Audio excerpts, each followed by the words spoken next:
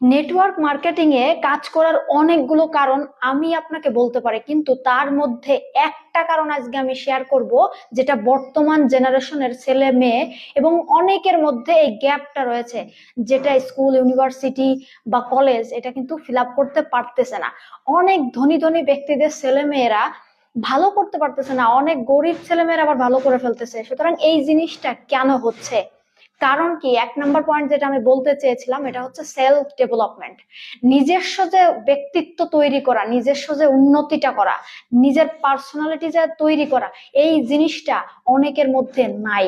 কিন্তু আমরা যারা নেটওয়ার্ক মার্কেটিং এ কাজ করি তাদের কিন্তু এই বিষয়টা খুবই পরিপক্ক হয়। সুতরাং আমার মনে হয় সফল হওয়ার জন্য কাজ করতে হবে, এটা তো 100%, বাট নিজেকে তৈরি করার জন্য, নিজের সেলফ ডেভেলপমেন্টটা ধরে রাখার জন্য বা তৈরি করার জন্য আমার মনে হয় নেটওয়ার্ক মার্কেটিং এ কাজ করাটা ভেরি ভেরি ইম্পর্টেন্ট।